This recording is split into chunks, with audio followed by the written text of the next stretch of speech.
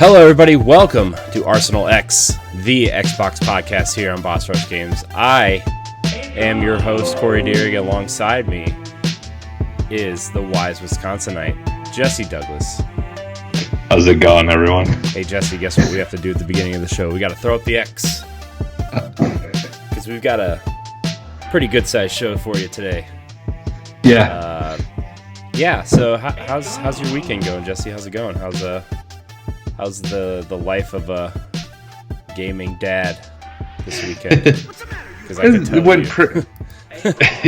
well, it went all right. I was a little bummed because my plans kind of fell through last night. I was planning on, me and my friends were gonna play some games on Xbox, and I was gonna stream it, but Uno is a game that doesn't allow you to stream.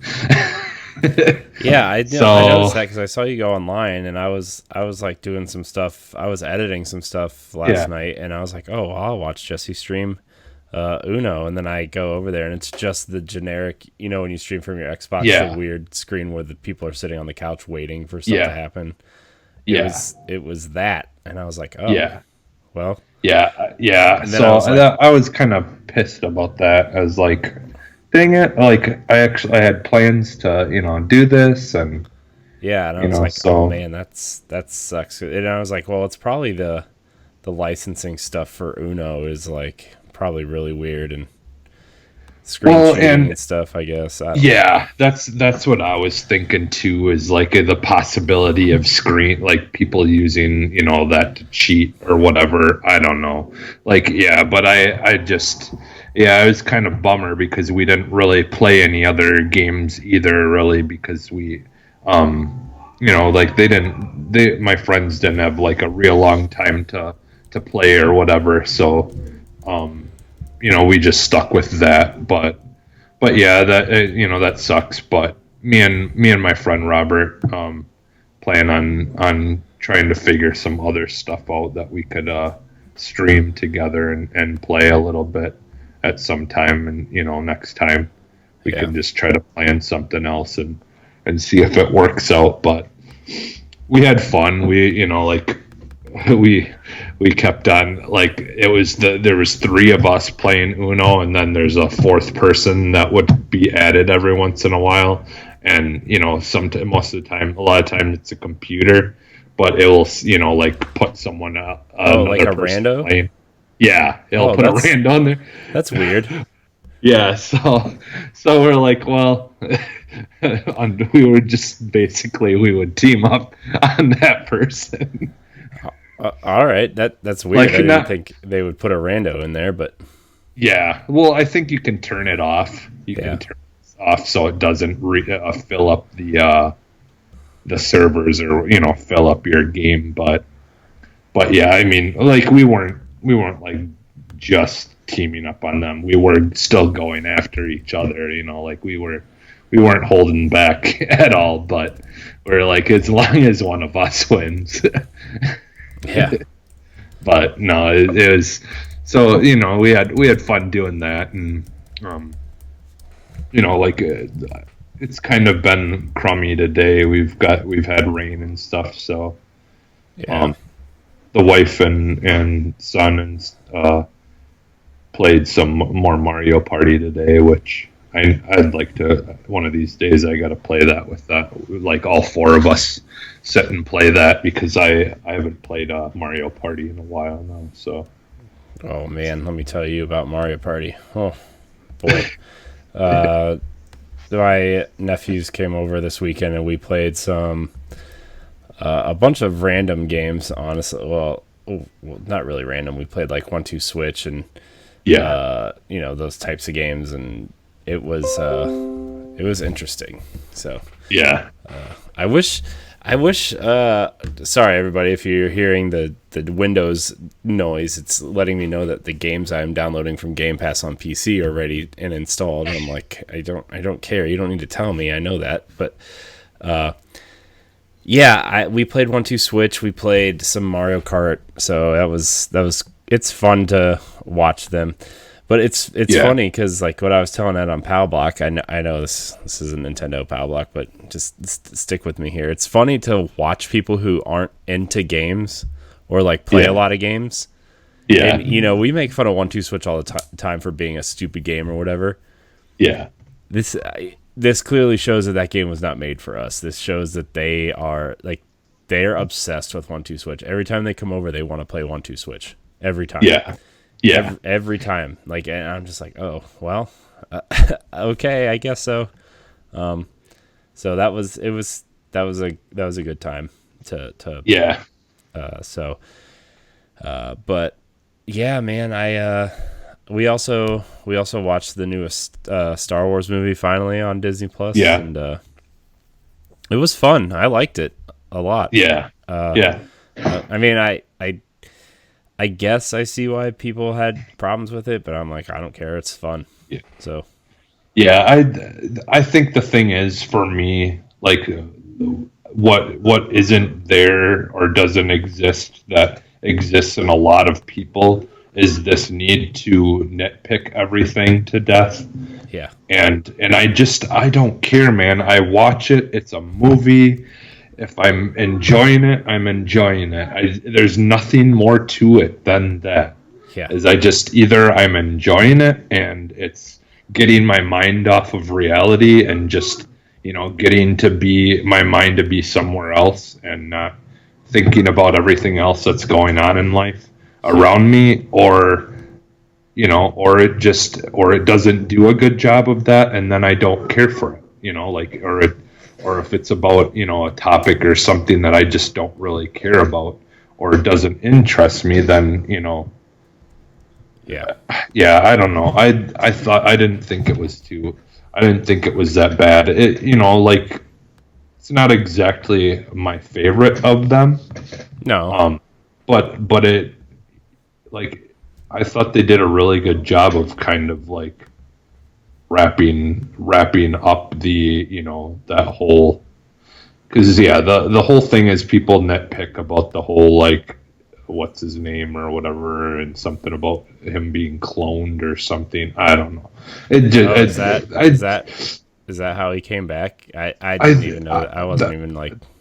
I was like, oh, that's cool. The Emperor's back, I guess. So yeah, that according to what I've heard from complaints, that I think that's what happened. Is he was a clone or something like that? Like somehow they brought him back through. I don't know. I don't know. That's the thing. Is that I don't want to dig too deep into it unless I really, really need to know more. But it's when it's a science fiction or a sci-fi movie or whatever, I don't need to dig into anything because it's not real. Yeah. But, dude, it's a bunch of space wizards with laser swords and spaceships shooting each other. Like, who cares? I get that people are huge Star Wars fans, and that's fine. I like Star Wars a lot too, but it's just kind of it's the same people who hate the fourth Indiana Jones movie, which I think is totally watchable, or I know, we had talked about it previously, and I actually sat down one day and I watched it, and I really did not understand where this vitriol hate for it comes from. It just it's not the greatest movie in the world, but it's also not that bad. It's not gonna kill my children if they watch it. It's not really that big of a deal. Even something that I love so much, like Ninja Turtles, right? We did that expansion pass on the newest cartoon that's the animation's just really bad or whatever, but it's okay, well, I'm not okay, we made fun of it, but we're not gonna that was more fun. Yeah, I know. We were doing it for it wasn't out of hate or anything. It was just kind of what are you doing, but at the same time, it's I don't really care because I'm not gonna watch it, right? I have my Ninja Turtles that I'm fond of, and if I want to watch the original movie, I have it on Blu-ray sitting over here on my shelf, or if they end up coming out with something like a Turtles, something that's really cool, I'll watch it. The newest movies, right? Those like everybody hated them. I'm like, why? These are awesome. I like the new movies. Like, I think they're really cool. Like, I mean, I was iffy. I was iffy at them because I didn't really care for like how they were perceiving the turtles at first. But once I actually watched the movies, it made a little bit more sense. Yeah, and like I really liked how they all kind of had their own, like they made each turtle feel unique and different and everything. And I was like, I'm on board for this. This is cool. Yeah. Because that's definitely, like I feel like much more, you know, like the comic books, like the comic books were, where it was like each character like really ultimately had its differences that stood out quite a bit, you know. Yeah. But yeah, like I actually like just really quick, I actually watched a movie last night too. After we were I was done with my friends and stuff, I actually ended up watching the Joker movie finally. Oh yeah. Which is on HBO. Dude, that movie is so good. Was it? Oh my god. Like, because like the beginning of it starts off like I was kind of getting lost in the beginning of the movie. Like I just was like, okay, how is this character going to become Joker? Like he's like just a wiener that gets beat up and stuff, and he's a clown, you know, dresses up like a clown, and he seems like he just constantly being picked on by people and beat up and all this stuff, and I'm like this is not Joker. Like I didn't really get it, but then as things go on and stuff, you know, happens, then it was like, oh my god, I'm so sold on this movie. It is so good, and then it just starts ramping up and up and up and until he becomes the Joker, and it's just like they did such a good job. They did such a good job of portraying like Joker and stuff. And like, you know, there's the big issue where people were having, you know, like there's a lot of outcry of people getting upset because there's a lot of reality based in kind of the creation of Joker. You know, like people are complaining, oh, you're making people feel sorry for him, and it's like, well, you know, like there somewhere, multiple places on in the world right now, there's probably a very similar story, you know, like this, you know, happening to someone that, you know, like that ultimately becomes like a person who goes out and, you know, like shoots up places or whatever. Like, I mean, you know, if anything, this movie is more of a you know, like a learning moment of like, you know, hey, maybe we need to like take care of people who are mentally ill instead of just leaving them out on the streets to fend for themselves, and then we get upset when they do something wrong. Yeah. It's like, well, what do you expect? You know, you're just leaving these people to their own devices, and they don't have the mental capacity to deal with anything. And then you wonder why like people like do bad things and, you know, end up going crazy. It's like, that's because you've basically left people to try to figure stuff out on their own, and they weren't given any help. Yeah. And that, you know, so there's, you know, like that's the thing, is no one should ever go to that of you know, killing people, you know, obviously, but there are aspects of that story that can be learning, teaching moments, I feel like, you know, of that movie. So, you know, like they just did a really good job of like, you know, I feel like making it seem more like a realistic, like something that could, like a way that could happen, instead of it being like, you know, some kind of super villain or whatever. Like it wasn't about that. It was more about like making an actual person. So Yeah. It's definitely an interesting, really well done movie, I think, and the acting in it was so good. Yeah. Like just the way that he played the crazy character. Yeah. In that movie is just it was so good. Nice. Yeah, I still need to see it. I haven't gotten around to it yet, but I'll see it eventually. Yeah. So we also watched a show last week called Hollywood on Netflix.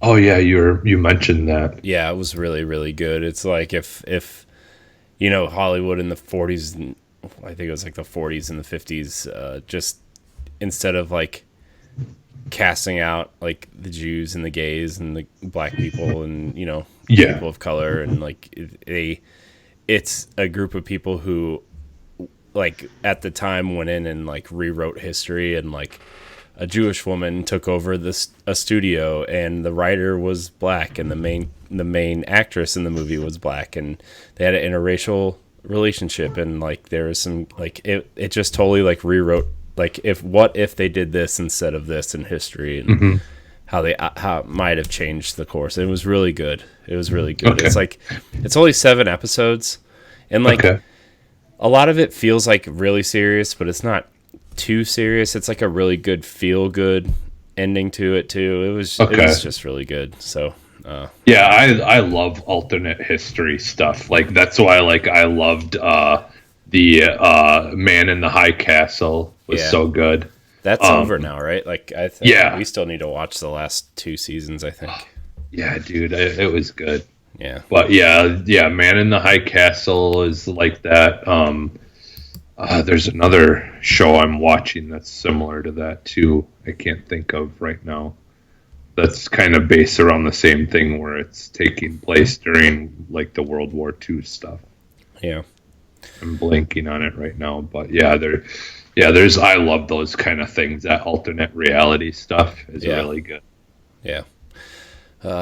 Well, I'm glad we started a movie podcast on Arsenal X, but we are here to talk about Xbox. If you didn't know, this is Arsenal X, Boss Rush Games Xbox podcast. Each and every Sunday night, Jesse and I come together to talk about the world of Xbox, and then do a little Game Pass gaming. So we started a new series called What's on Game Pass.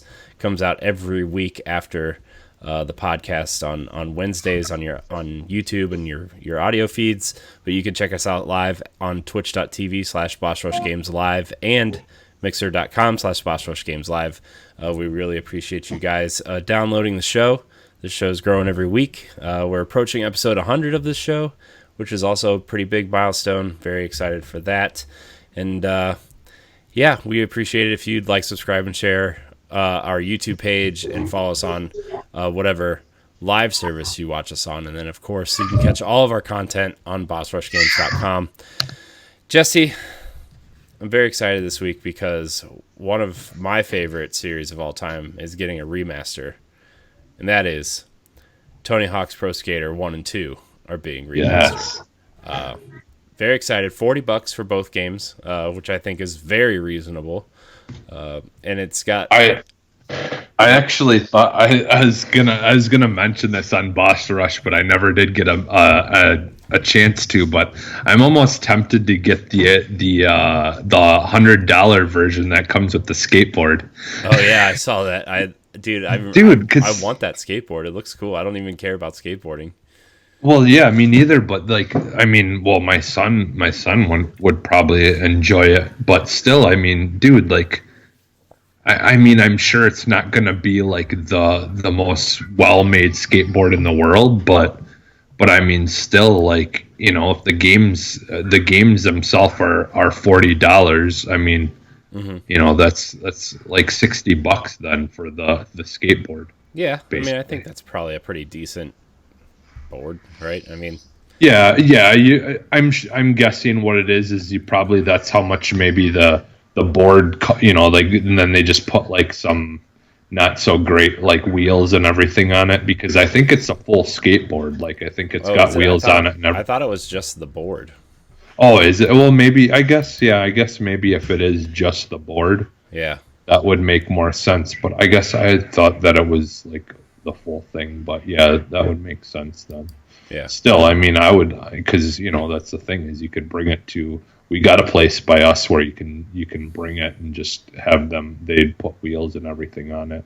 Mm-hmm. We got a skateboard places here and stuff that do that kind of thing. So yeah, but I think the one thing that people were really concerned about with this game was how are they going to get the soundtrack to sound right, and it sounds like they got most of this. I think it's a mix of new and old tracks, but most of it is old tracks from those games. Not all of them. There's a couple notable missing ones, but they got Superman in there. They got Goldfinger in there. They got Papa Roach in there. So I mean, I think they hit Bad Religion. Yeah, they hit everyone's favorite songs. The playlist is up on Spotify, so you can go listen to all the songs right now to get yourself excited for it. It's coming out on Xbox One, PC, and PlayStation 4, and costs you $40. There's a digital edition that's $50 that gets you retro versions of the characters and retro boards and stuff for created characters and stuff like that. So I'm excited for this, dude. Like I was talking on Boss Rush. I am a little bummed that it wasn't coming to Switch, but like that's not going to prevent me from getting this, because I feel like this could be a game where I could try to go for all the achievements and actually get it. Yeah. Now, where are you on the Thug games though? Like I never played anything past 3. Oh, you didn't? Okay. Yeah. See, I liked all, like almost all of the games. Like honestly, like I was one of those people that are like the Madden people that just buy the new one every year. I was that with the Tony Hawk games back in the day, like where I basically picked them all. I would get them when a new one came out, and I liked the underground games quite a bit. Yeah. But I mean, I still like those. Those early ones though were still like some of my favorite, just because like they were the what ultimately got me into that stuff. But yeah, I don't know, because I would like to see them like eventually bring a lot of those back. Like even some of the underground ones as well. Yeah. Just because like I did like some of the stuff they added and all that, but yeah, I'm excited though, like you. I'm just really excited to play a Tony Hawk game. Yeah. Again. For sure. All right, Jesse, this one's kind of for you.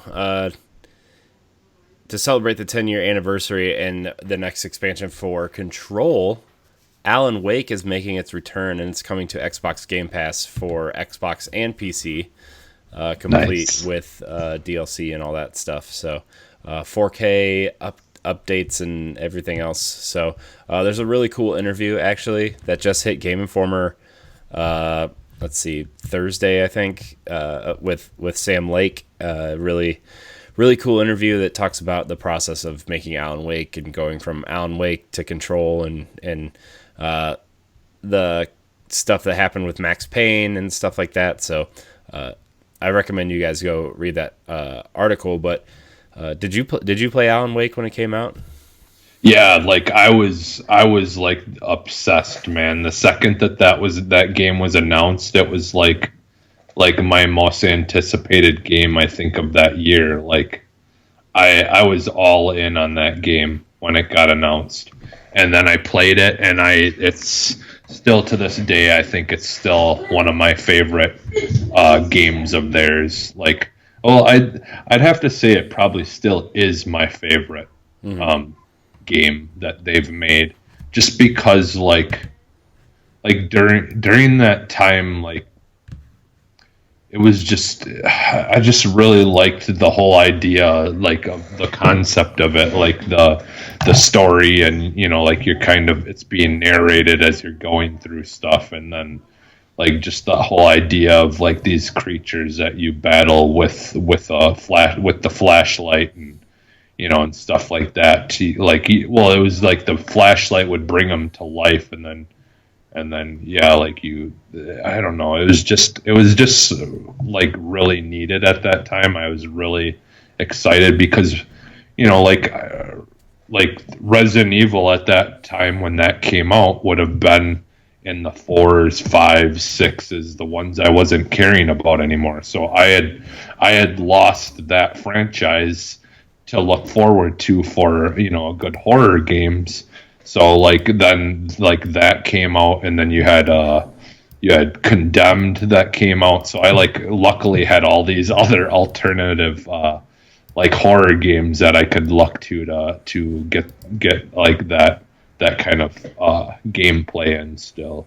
Yeah. And so it came out at like the perfect time of when I was really looking for something cool like that for a horror type game. So yeah, I'm stoked. Like I'm probably as excited to hear this news as I am the Tony Hawk stuff. Like because I was bummed because I used to have all the stuff on my Xbox and it got erased and then they removed it from the store, so there was no way of me getting it back because remember it came free with Quantum Break. Mm-hmm.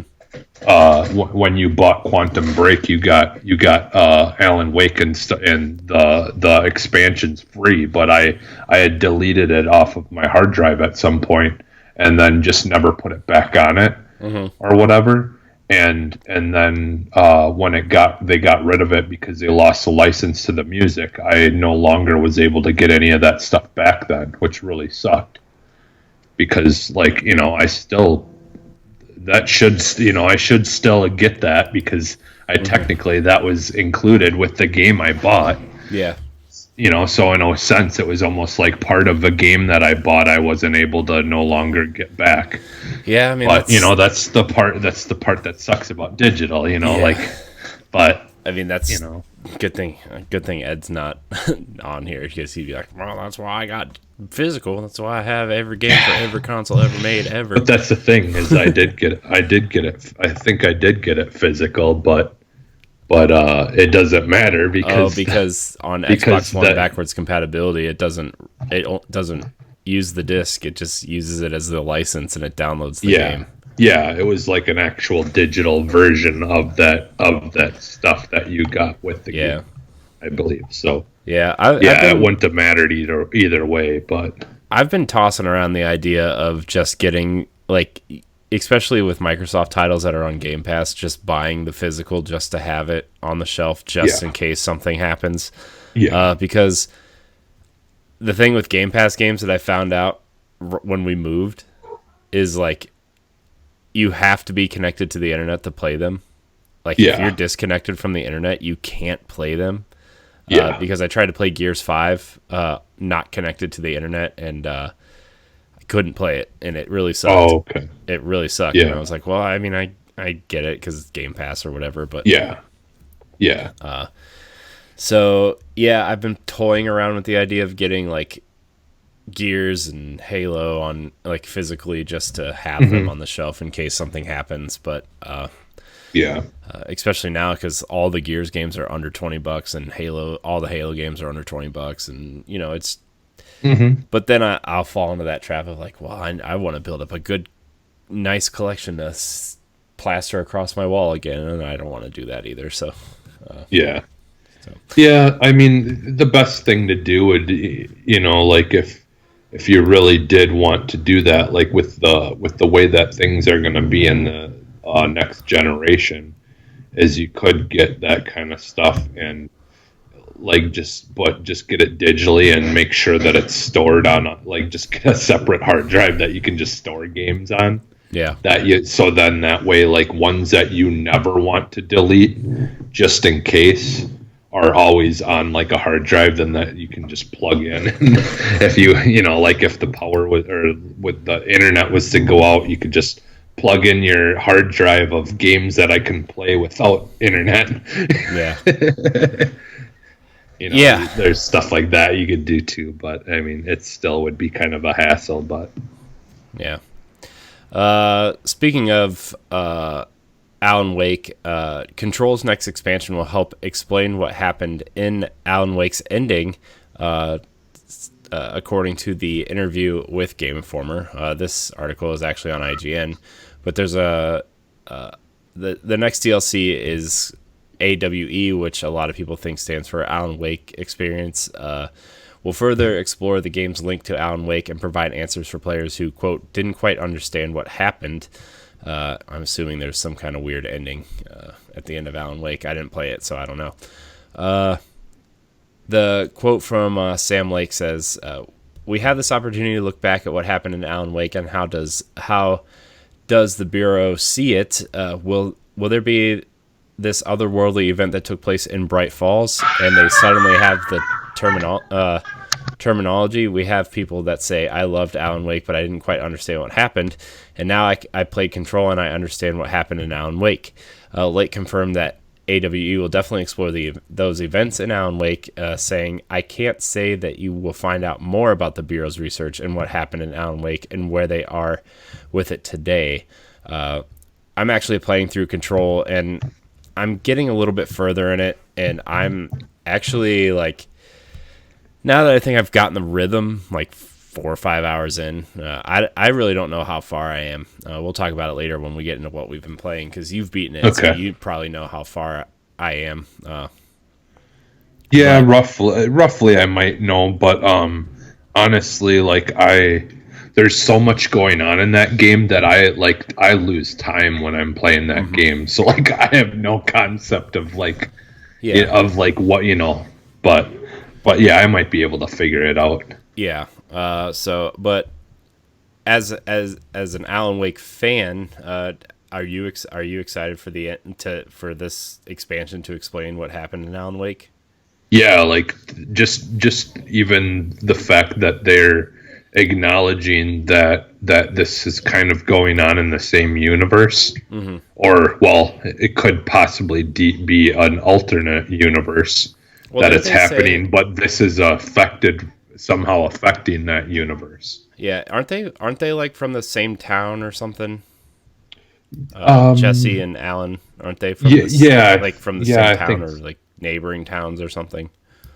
Yeah, I think that's what it was. Yeah, because they when they kind of go into detail with see, that's the thing, is like I kind of like I'm tempted to play this game a third time after we finish it because I've never still really gotten a chance to really read all the documents that I picked up and everything. Yeah. And like actually try to like really dig deep into everything that's going on and like look for those kind of although maybe I might just save myself the time and just go online and see if there's a video that someone's made of like lining up all the things that are kind of like Easter eggs or hinting at parts of that story. Yeah. Because unfortunately, when I played it, a lot of time, the first time my time between playing it was so broken up that I would kind of forget a lot of what I did the last time I played. Yeah. And then this time I'm kind of rushing through things a little bit more, like just because I want to make sure that I get, finish the game and kind of, there's certain things that I've been paying attention to and, for talking purposes later, but I'm not paying as much attention as I would like to be. Yeah. It's like I feel like this is kind of one of those games that you just like really want to take your time if you really want to understand everything that's going on. Yeah. But I mean I will definitely want to talk about it. Obviously we're going to talk about it for book club, but when I finish it, I definitely want to talk about it because there's things in there that I like, and there's a lot that I do like and a lot that I don't like. So I mean, it's going to be really interesting to have that conversation. But but Jesse, I'm going to throw it over to you. There's a couple things that you brought up from Eurogamer. Oh yeah. So, well, there's one thing that I was gonna kind of just bring up, and I don't know a whole lot about it. I just kind of read about it in passing. But there's a guy who actually created Earth on a 1-to-1 scale in Minecraft, and so like he tried to come, but obviously Minecraft is just an infinite stretch, and so his world is flat. Yeah. Obviously because you can't, you don't have the option to make it connect and to be actually making a sphere, but so like I think he said for the time being he just made like ice walls or whatever. He used the like those whatever the conspiracy theory stuff, and he just made like ice walls or something like that to show a distinguished block at end of that part of the world. That's funny. But so like what he wants to do though is he created a Discord and everything dedicated to this. So all he's done is he's basically mapped out the world as far as land where there's land, water where there's water, and like some mountainous areas and things like that where there's and snow where there's ice, because I don't think you actually have the ability to make like just ice blocks. I don't remember. But so he completely made the world as it would look like from the out, like if you're out in space looking down at it to date. And then what he wants to do is he wants to get people who are serious about like helping him, like like continue to add to it. And actually he wants to try to, like, he made this Discord, so people who are serious about helping him out with this project, like he wants to go in and actually populate the world with like famous infrastructures and like famous things that actually exist, and actually place them on this 1-for-1 scale of the Earth where they would actually be, and then they can use Discord to actually try to communicate with each other. And like because with the way Minecraft works, it uses like latitude, longitude, it uses your actual like numbering stuff to coordinates or whatever to figure out where you are. So you could actually, if you do everything based on coordinates, you can try to make it as accurate as possible. And so yeah, like he's trying to get people and that would be serious about helping him try to build a virtual version of Earth that exists in Minecraft. That and I'm guessing he probably got some of the or well, he might have actually. I would imagine he would have started it way before they started doing the learning stuff that Microsoft actually added to Minecraft for kids during this this whole coronavirus thing. But like so like the idea would be is that people could like actually go into this world then and be able to go and see all these different things throughout the world. And I'm guessing like you could just put like coordinates that you could enter in to like say, hey, if I want to see the White House, just enter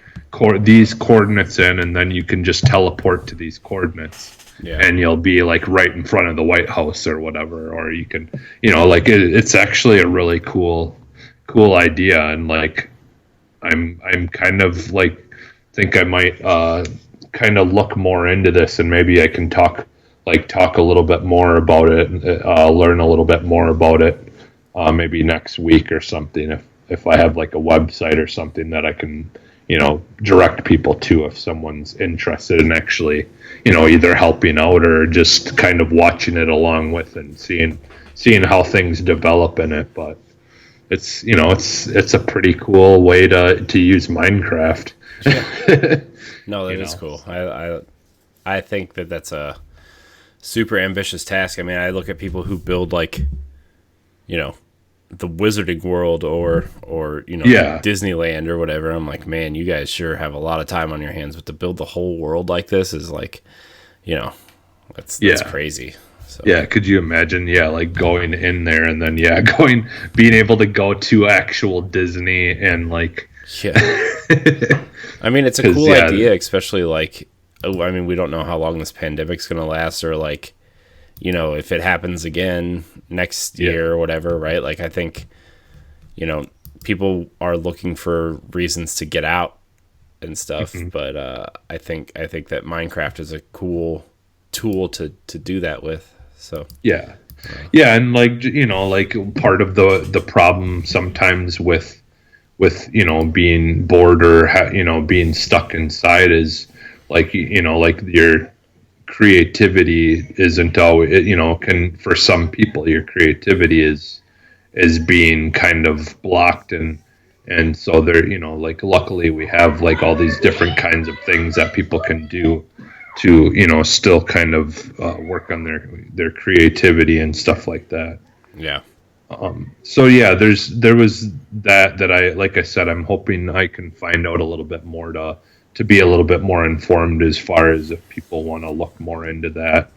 And then the other thing was that BioWare had actually came out and talked about the overhaul of Anthem. Yeah, I saw that. Yeah, and they kind of wanted to update people, and there's a lot of people bought that game. Like whether you're disappointed in it or not, you still a lot of those people still probably own that game, especially if they bought it digitally. Yeah. So like the money is already spent. So yeah, like.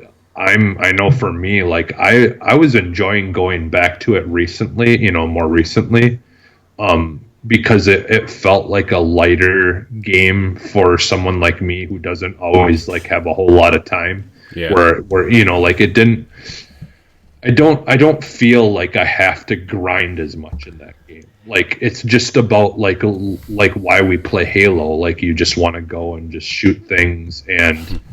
Not worry about like, I have to do this so I can get this. And, like it just, and I know the majority of people, that's not what they want from that kind of game. And that's why it got such a big criticism, but like for me, I honestly like didn't mind the experience I was getting, like, but I would like to see it be, like on a Destiny scale where there are like tons of cool like outfits and cool guns and because it is kind of lacking in that aspect. Yeah, like the thing that saves it ultimately is just being able to have so many different colors and variations of things that you can change the colors, and the same suit can look completely different just because it depends on how you change like your colors of things and and that kind of stuff. Like I think they did an amazing job on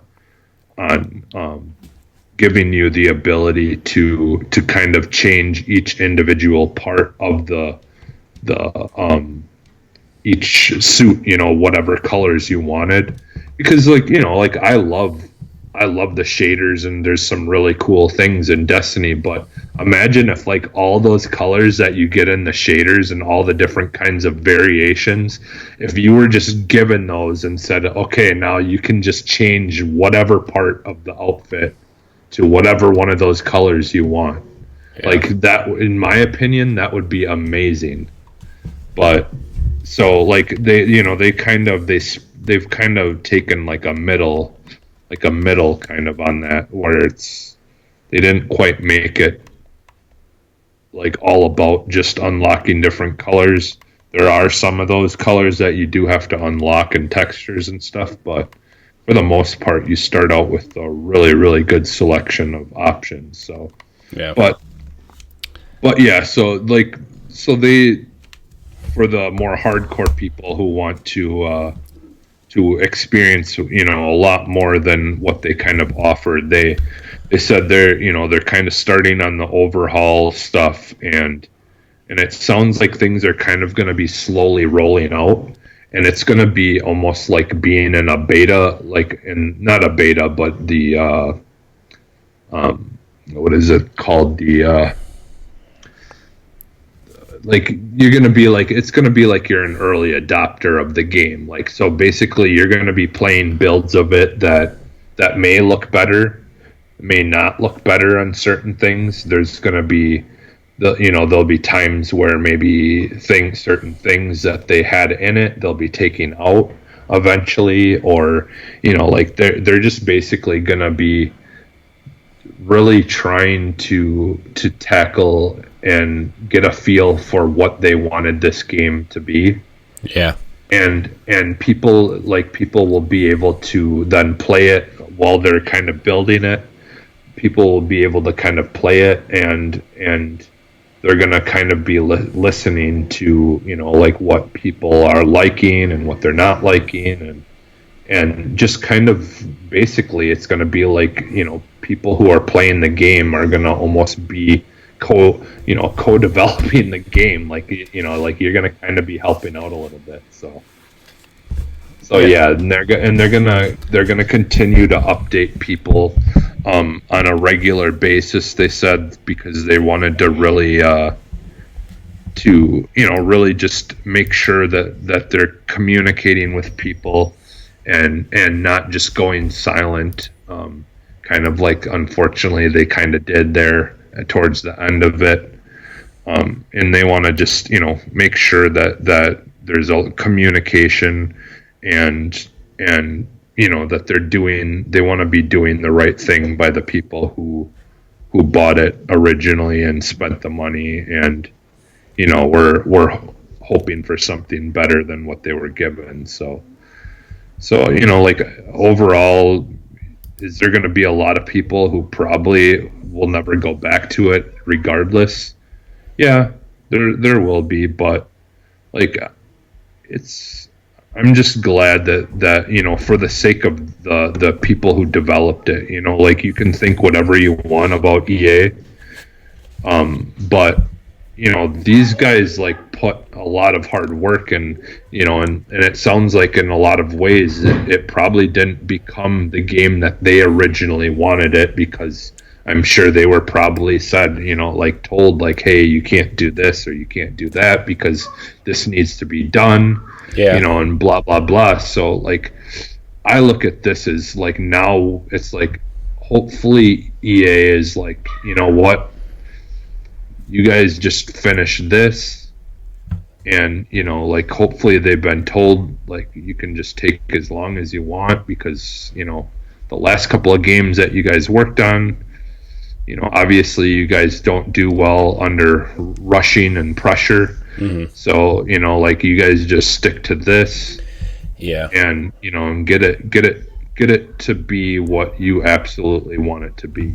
Yeah, I mean that comes down to what Ed and I have been talking about for on PAL Block at least. Like EA obviously hasn't been supporting the Switch that often, right? Like there's what Faye I think is out, and Unravel 2 and FIFA, like. But that's kind of it, right? And they say they're going to start supporting the Switch this year, but sorry, I didn't mean to turn it to Ed and bring up Nintendo. I should probably put $1 in the Switch jar. The Switch jar. I mean, it's leading to the conversation of like about 6 to 8 months ago, they had a huge executive change. Well, maybe it was almost a year ago at this point. EA had an executive turnaround where they. New executives at the top are saying things like they want to be different, they want to do different things, they want to be better and not be voted the worst company in the world 3 years in a row or whatever. Like they really want to change the culture at EA, and I think putting their faith in BioWare and letting them take their time on fixing Anthem is a start.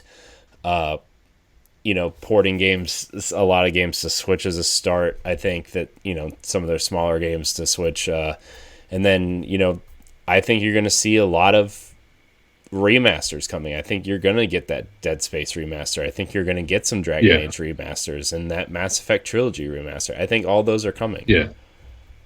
Yeah. It's almost like a Capcom, because remember, Capcom for a little while was a company that people loved to hate and were just really disappointed in stuff that was coming out. Yeah.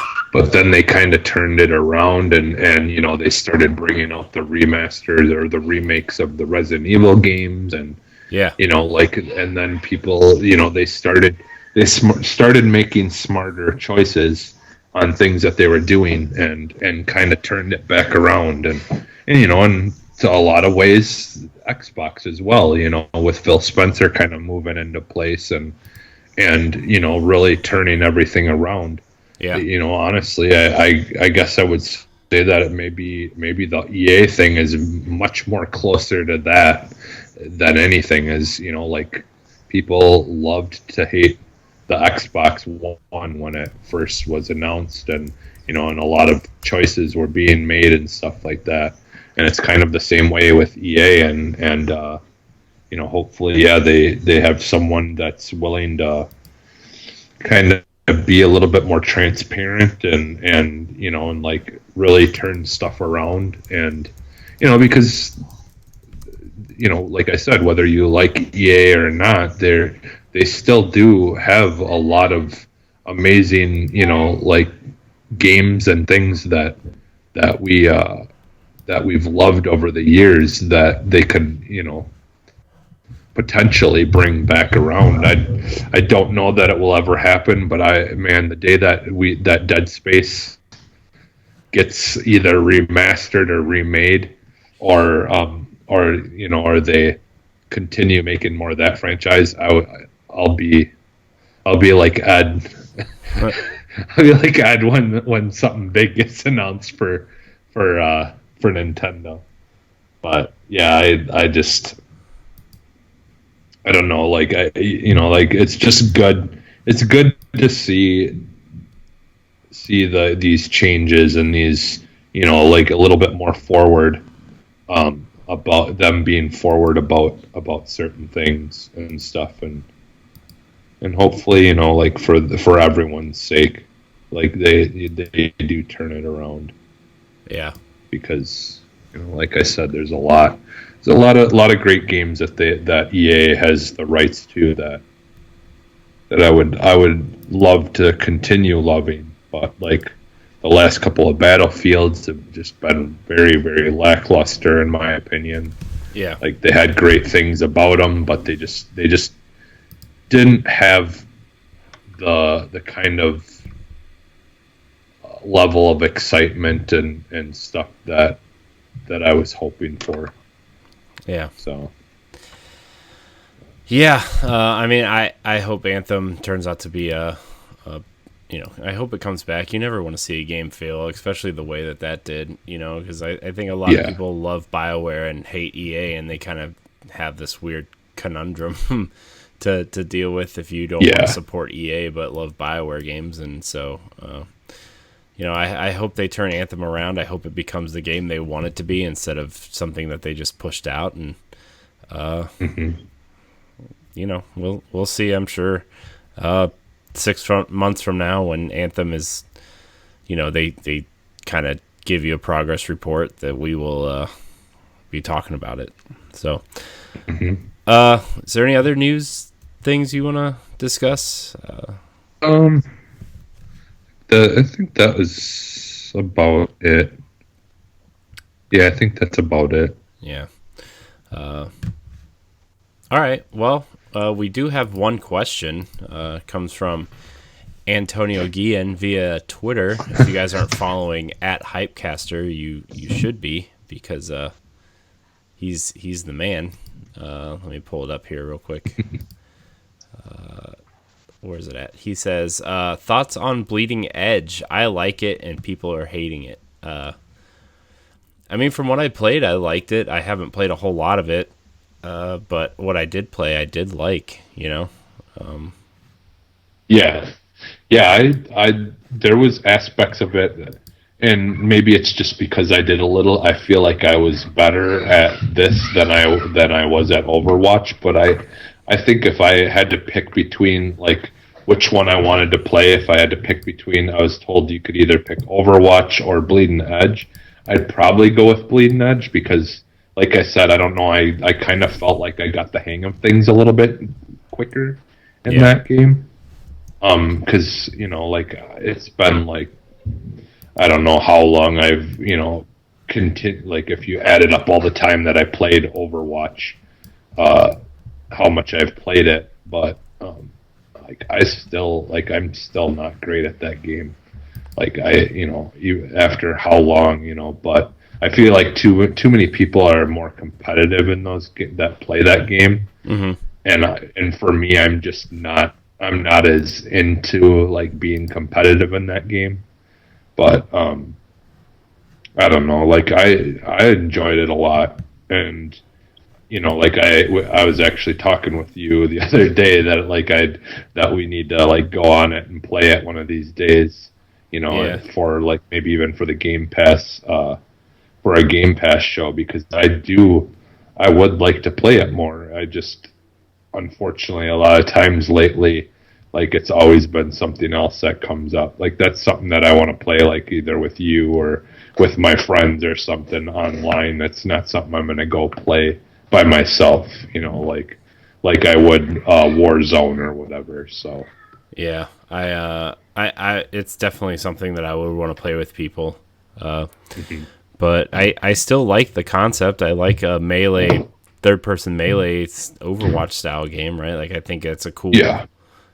Concept and Ninja Theory hasn't really disappointed me in anything that they've done, right? Like even back to Heavenly Sword on the PlayStation 3, right? Like that was still a really awesome kind of God of War-esque game, which I hope that game gets remastered at some point. I think Sony owns the IP, but either way, I hope that game gets some sort of PlayStation 4 or 5 port at some point because that game was really cool. The only problem I had with it is it didn't have a jump button, which was really weird. Okay. But yeah.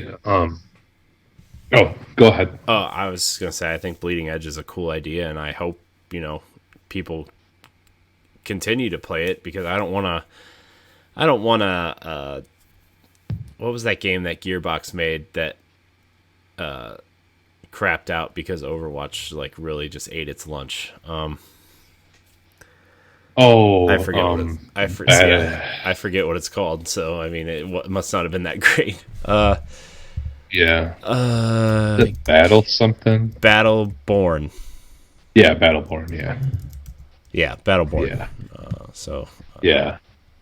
I thought that was going to be a cool game, and it just didn't turn out. So and like I played Battleborn, and I didn't think it was that bad of a game, honestly. Yeah, I thought it was kind of fun. I don't think it was a bad game. I just think coming out the same time as Overwatch and being like a very similar game to Overwatch. I mean, it wasn't the same type of game, but it was very similar in terms of hero shooter and teamwork and stuff.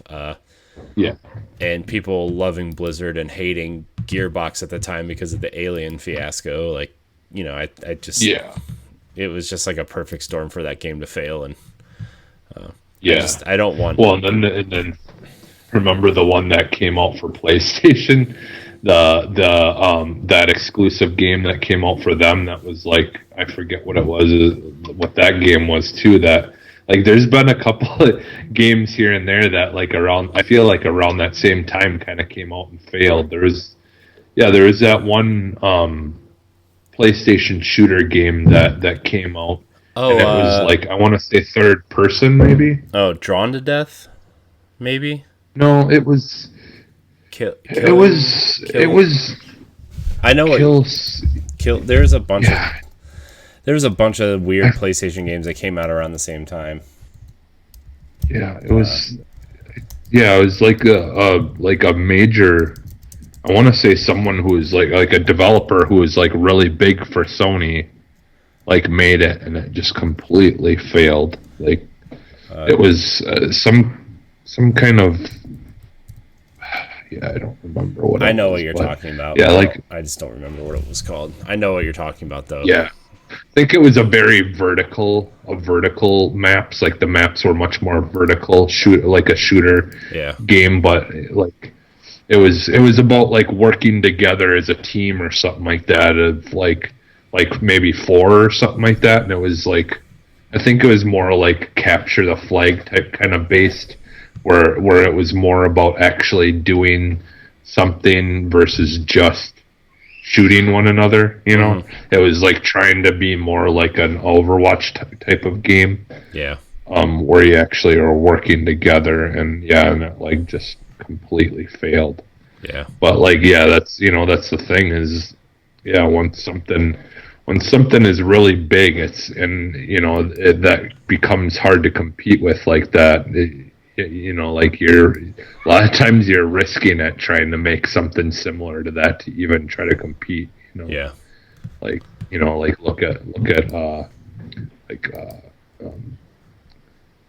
Fortnite and stuff. Like I mean, there are other like games that have come out that have some success, but none of them have nearly got to where Fortnite is as far as like money, making money from it. But I don't know. Yeah, it's still gonna bug me now because I can't remember what the name of that game was. But yeah. All right, let's get into what we've been playing to wrap up the show.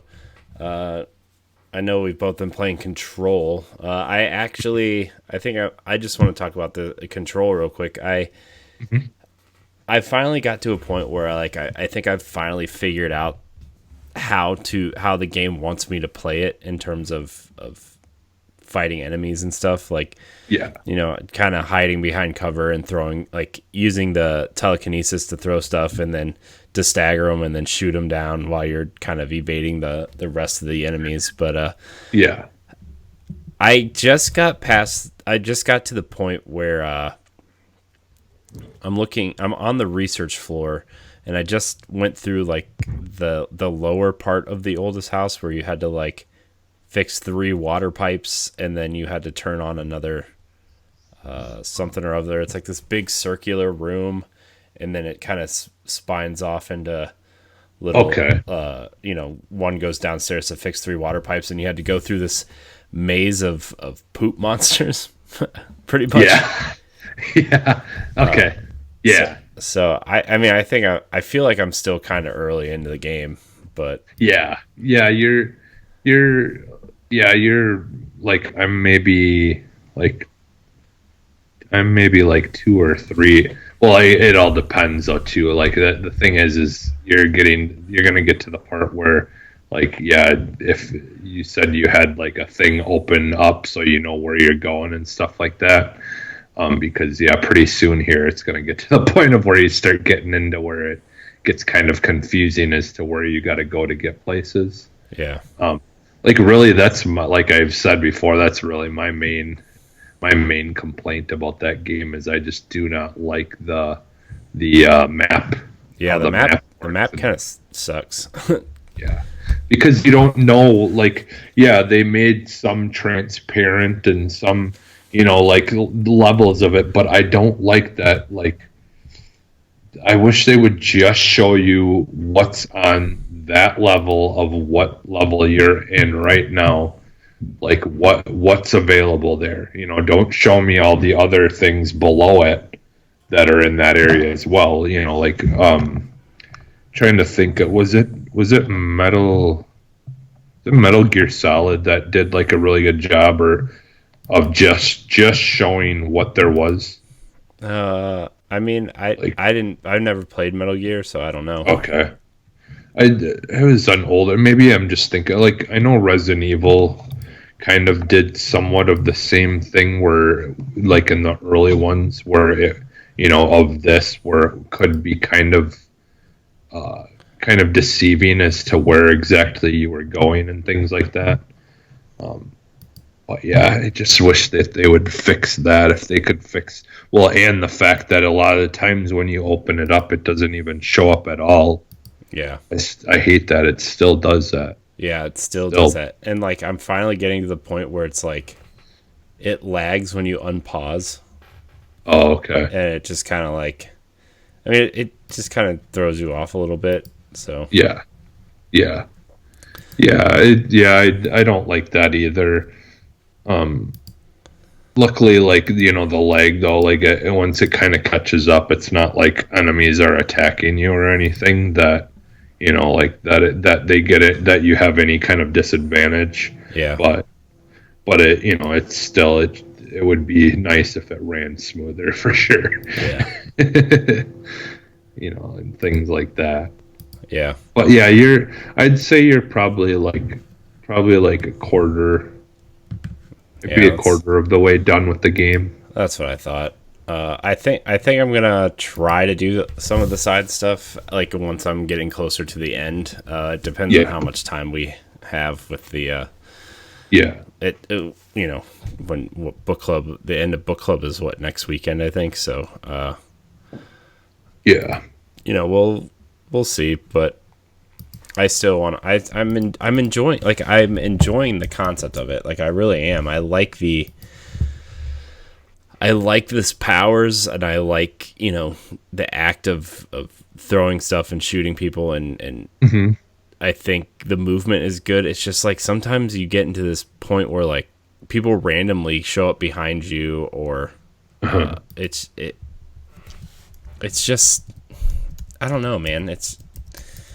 Some of the stuff just bothers me, and some of the enemies have like, there's huge difficulty spikes. Like when I was down in the sewers, like after I got done fighting like the poop shooters, these things are ridiculous. You're literally in a sewer fighting these poop monsters, and they vomit poop all over you. But it's like, I got done with that part, and I'm on my way back to, you know, over to the elevator to take me back up to the room so I can end the mission. And randomly there's like this huge guy that's fully armored and has, I don't know if it was like a rocket launcher or something, but the grenade launcher guy, where he shoots a whole bunch of grenades, bounce all over. Yeah. And I'm like, there's literally nowhere to hide, and I almost died. Like, I was just trying to get to the elevator, and I was like, this is a dumb, because like what they were saying is like the enemies, the way they attack you and flank you and stuff is all random. Like, it's all randomly done. Mm-hmm.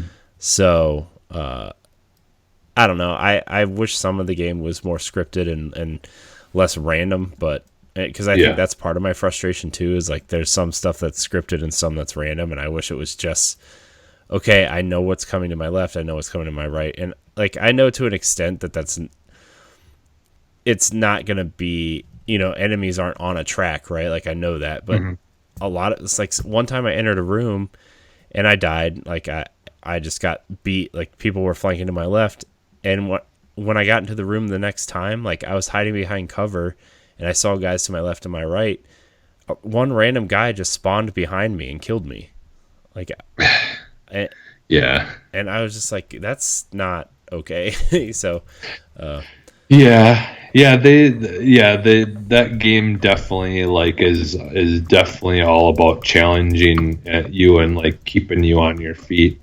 Like, like that's the thing is I feel like I don't, like, even I've still had some hard times with certain areas, just because like a lot of times I don't want to use my, like the shielding rock power.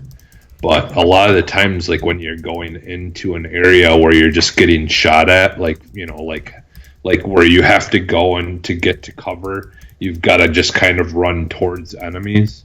And like a lot of times I just forget, this is when you should be using the rock shield power, where you pull a whole bunch of stuff in front of you. And yeah, you're still going to take some damage over time from that, but it's going to be a lot less because like that, that's the thing. I think it's just, they have so many mechanics going on in this game that they want you to use. And if you don't, like it, like they severely punish you for not using it. You know, like that's kind of what it feels like at times. Yeah.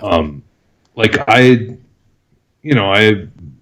feel like I've had a little bit easier of a time the second time through, just because I spec'd my character differently. Yeah. You know, and kind of tried to work to spec my character to my strengths. Yeah. And then, you know, just my weaknesses, the things that I'm like, okay, I'm like the rock stuff, I'm not going to really use a whole lot anyways, so I'm not even going to bother wasting my experience points for that. And just, you know, like, because ultimately once you get the throwing ability and you upgrade that to the point of where you can throw people and you can catch grenades and rockets and throw them back at people, like if you do that all day, you like, and you get used to doing that, like that's where I'm at. I'm just like walking through those like big guys with the grenade launchers and stuff. I'm just like taking them out like instantly, because I kind of know the routine of that, and now my character is spec'd even better to how I would deal with them in the past, and so now that I'm just like mowing them down, like, you know, pretty quickly. So it definitely is a learning experience on, you know, like, unfortunately it's almost like you have to play the game through all the way and to understand how you'd want to play it the next time, unfortunately. But yeah, I'm sure maybe there's things out there for people. Well, I remember you told me to get the you know, catching the grenades or whatever, or the rocket catching or whatever. So I'm trying to aim my specs towards that, but I haven't come across ability points. I've come across one, and I need 3 more to get that ability. So okay, yeah. Basically, when you finish your story beats and stuff, you'll get them every time you finish a story thing. Yeah, basically. So yeah. So yeah, that'll you'll get some of those very soon. Yeah. So yeah, I mean, I've been playing Control a lot more than I should. I mean, I haven't been. I started Control late during this book club thing, so I'm trying to make my way through it. I want to finish it by the end of the week, so that's my goal. But I also got distracted by Assassin's Creed Odyssey again. I spent 3 hours on an island, completing like everything on the island, and there weren't even any missions on it.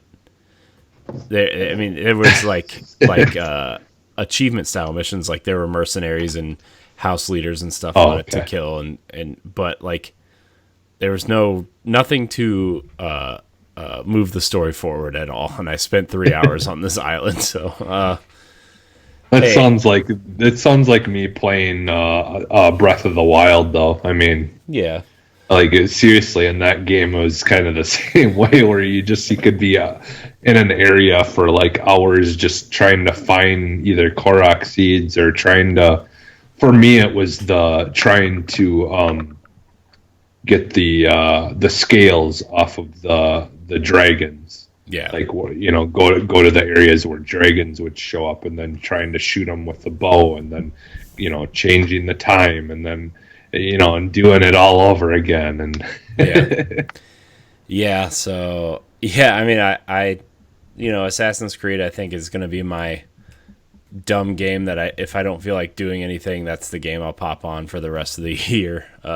It was The Witcher 3 for me, but then I got sucked back into Assassin's Creed and haven't picked up The Witcher in about a week and a half. So, which sucks because I really liked that game, but now I'm sucked back into Assassin's Creed, and I'm like, you know, this is scratching the itch better than The Witcher was. So, and I'm far enough now in Assassin's Creed to where like I don't feel like I'm starting over again, because I have so many ability points and I'm leveled up so far that I'm almost back to where I was on PlayStation in half the time. So, because I had a 60-hour save on PlayStation, but now I'm like 25 hours in, and I'm almost back to where I was. Though I'm in Athens, I just got to Athens, and there. I remember Athens taking so long to get through.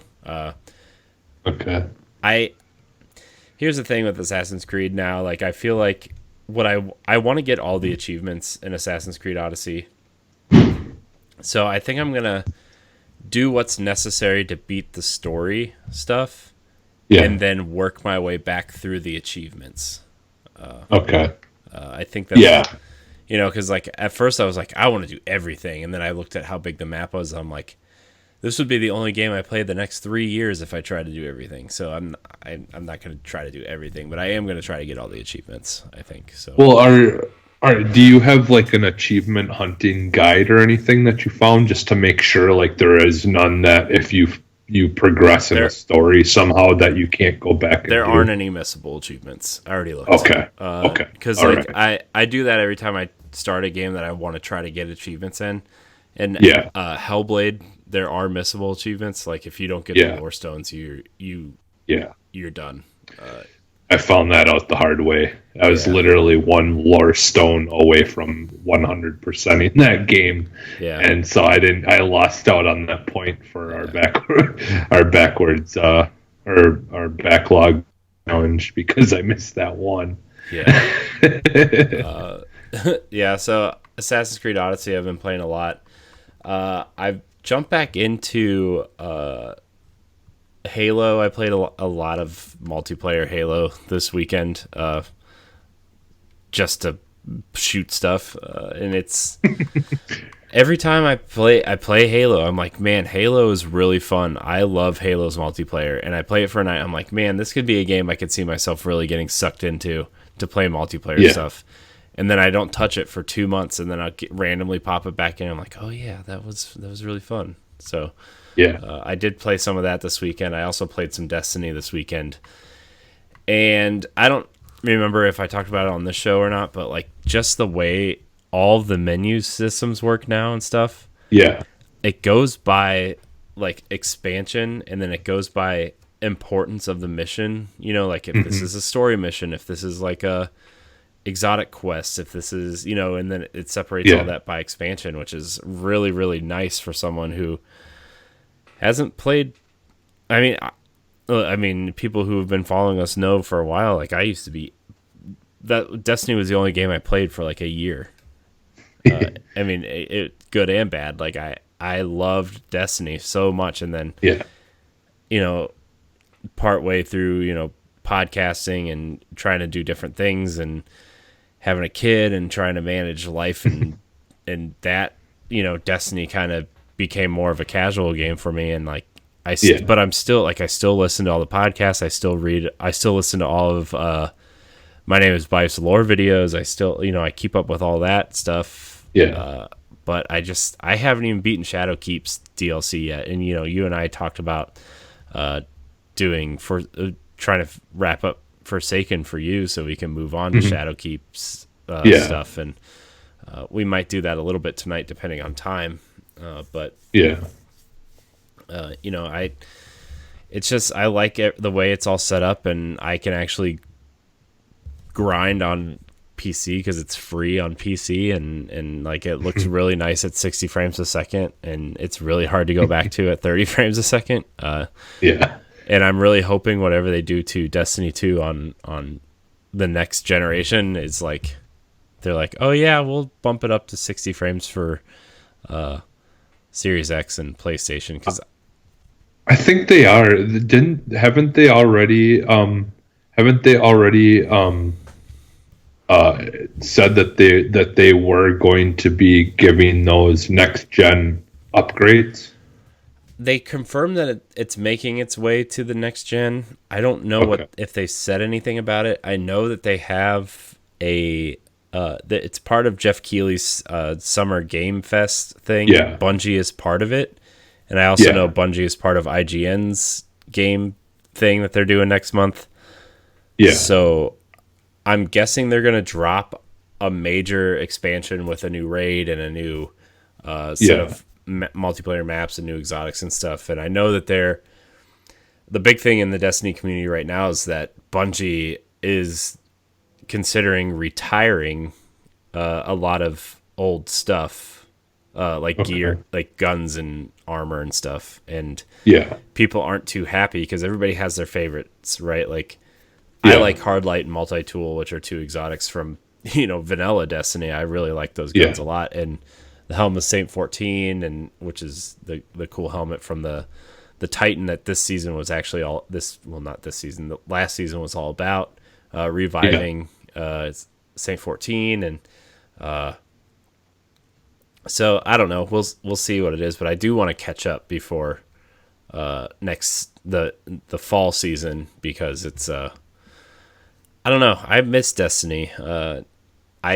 I hate how much time it takes to do everything in that game, but I do like a good campaign, and I do like a good set of things to do if you want to grind some stuff out. And my friend Mitch, I've been wanting to play with him too. We've been trying to get this one exotic, and the way the light level stuff works now, he actually soloed it, so we're going to run through that at some point again in the near future. And remember when we were doing that obstacle course thing for that gun? Yeah, that's the one that we're going to try to do at some point, like next weekend maybe. I think we're going to try to do. So but I might join you guys if I get it, if you guys are doing it at a time where I can join.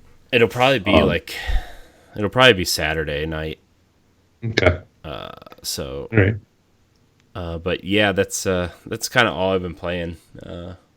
I also there's an update for Sea of Thieves, and I grabbed the Ori stuff from Game Pass, the Ori stuff, and yeah. So yeah. Oh, Gears Tactics also I've been playing. Nice. I was actually playing a little bit before you got on, and I got to tell you, man, it's a good game for that, or just like hop on and play some. It's not though, because the missions take missions take like 30 to 40 minutes. Oh yeah, that's right. That's right. You said that they're pretty long. Yeah, Gears Tactics is my game of the year so far, for sure. I love the customization. I love how much it feels like Gears. I love, like, now that I'm kind of getting into the gameplay elements of it, like learning the systems and stuff. Like, I love the way it encourages you to be aggressive as long as you're smart about it. Because like if you perform executions, it gives you an extra action point, so you can move. You can actually move up to, like, I think you can move up to 5 times during a turn. Like, you start out with 3, and if you perform an execution, you get an extra one. And then if you're in a position to perform a second execution, I'm pretty sure they allow you to move a 5th time. So because their characters, when they're down, sometimes will still crawl over to other characters, right? Yeah. So if you get there, theoretically, before they're able to revive each other, and they're kind of close to one another, you could execute both of them in that space. Is that kind of like how you do that, where you can get multiple executions or whatever? Yeah. So I'm just I'm so in love with it. But like you said, like when they're down and they're crawling, as long as you have like an Overwatch character set up, like Overwatch is where they can attack while the other characters are moving, as long as they're within range. So as long as you have an Overwatch character set up, you can take some guys out while they're crawling over. So. But yeah, man, Gears Tactics is a fantastic game. It's exactly what I wanted it to be. I was, we were talking a little bit, but the games I've actually purchased this year have been just pretty disappointing overall. Like I'm not into Animal Crossing, right? I can't get into Animal Crossing. Darksiders Genesis is what it is. I wanted to like it more than I did, which I've actually been playing some of that also, but been playing it on Switch. I don't know. I've been pretty disappointed by it. A lot of the games that I've actually purchased this year, but Game Pass has really kind of come through and been a awesome.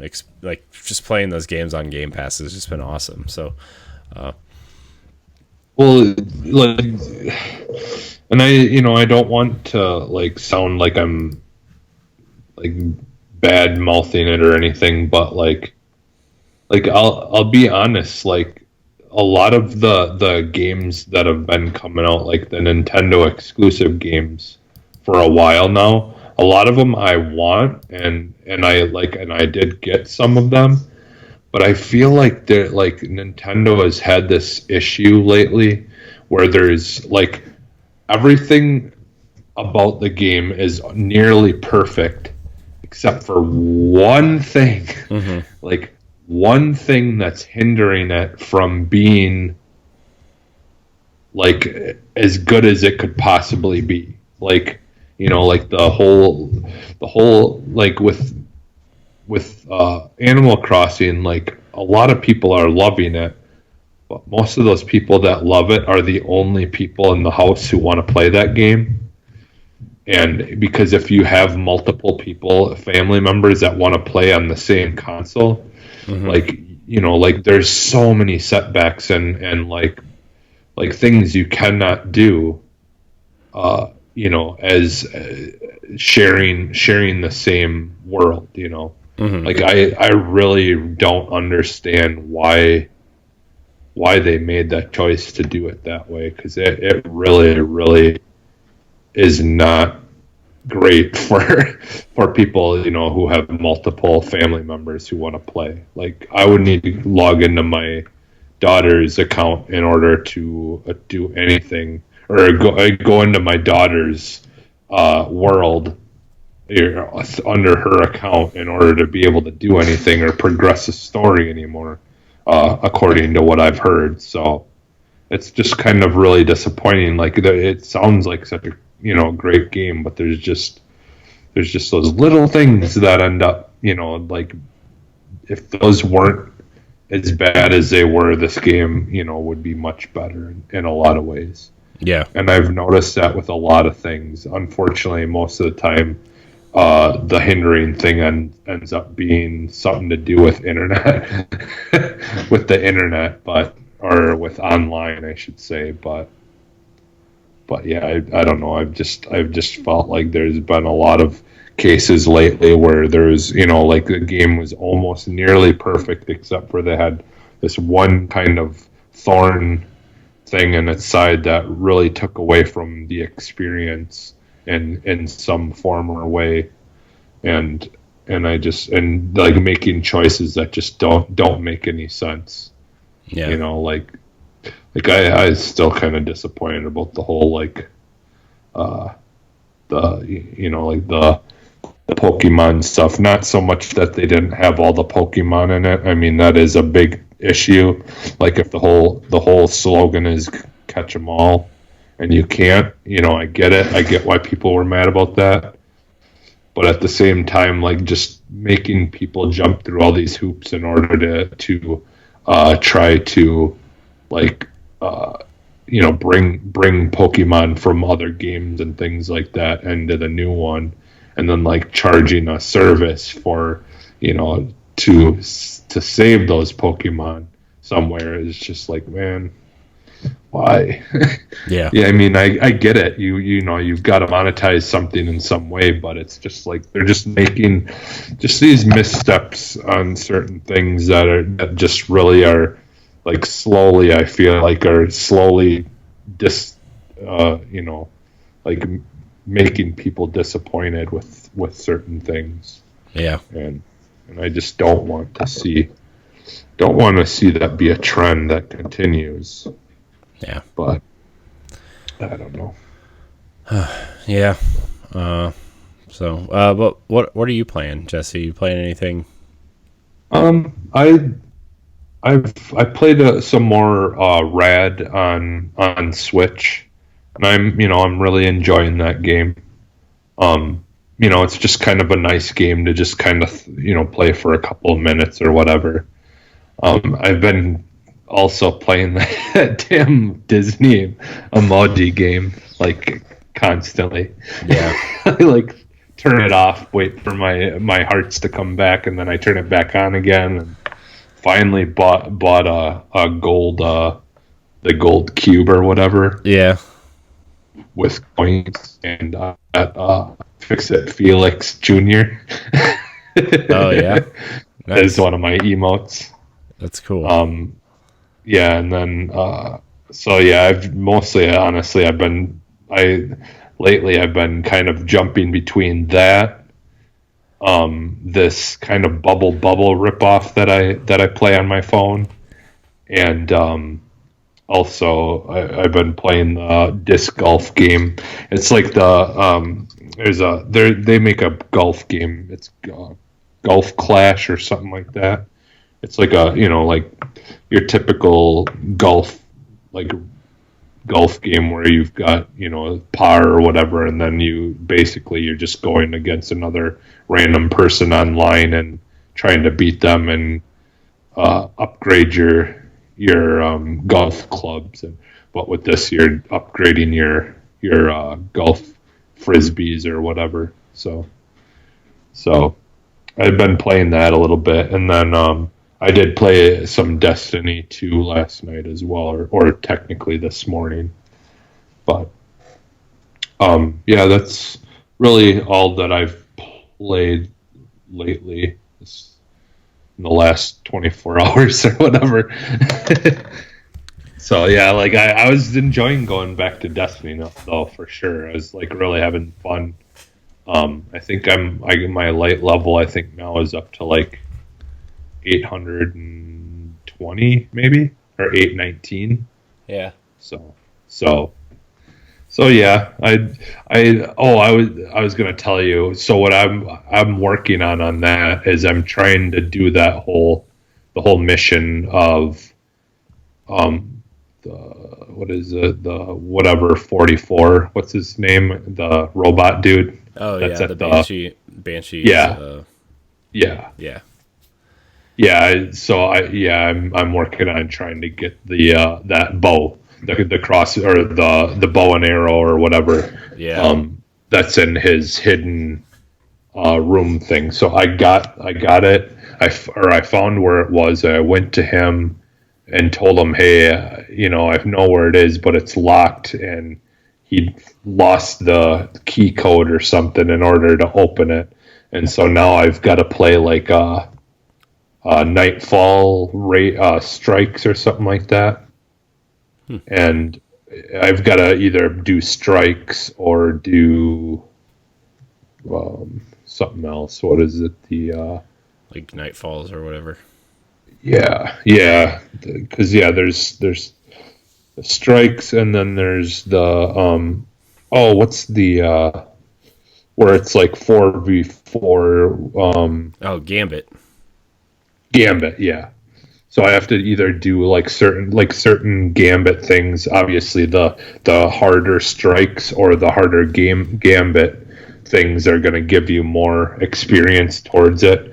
But I played like one strike, and I got like 20% of the code generated stuff that I needed. So yeah. So I probably got to play like 4 or 5 more, and then I'll be able to get the code to unlock it. So that's not too bad. I was afraid it would be like one strike would give me like 2% or something towards it, and be something ridiculous where they'd make you just play like 50 games of it in order to get it. I mean, some things are like that, but luckily they've toned that down because there's so much to do now. I think they want everybody to engage in everything. So yeah. So I was just having fun with that, like just kind of doing, like, I like those kind of little things, like what we were doing with your friend and stuff, or like, those just weird mission type things where you just kind of have to go a certain place, and that was fun, like trying to jump and do all this stuff really quickly to get to the end, and that kind of stuff is fun, but yeah, it's like I felt like this was something that was easy enough for me to do by myself. Like this one isn't as hard as those kind of things where it's just kind of a matter of knowing where you needed to go. But yeah. So yeah, that's pretty much it. Nice. Well, I think that's going to wrap this episode of Arsenal X. I want to thank everybody for watching. Remember, you can watch us live on Sunday nights on Mixer and Twitch at Boss Rush Games Live. You can also follow us on Twitter at Arsenal X Podcast. Email the show at arsenalxpodcast@gmail.com if you want your question read, or tweet at us. We will get to your question there. Jesse, where can we find you? You can find me almost everywhere as Phantom NXS. Yeah, and you can find me at I am CorianHD on Twitter and Instagram, and CorianHD on Mixer. You can download our family of podcasts. You can find all of our content on bossrushgames.com. Subscribe to everything at bossrushgames.com/subscribe. Thank you guys so much for watching, and we're going to throw up the X because we are exiting out. Goodbye, everybody.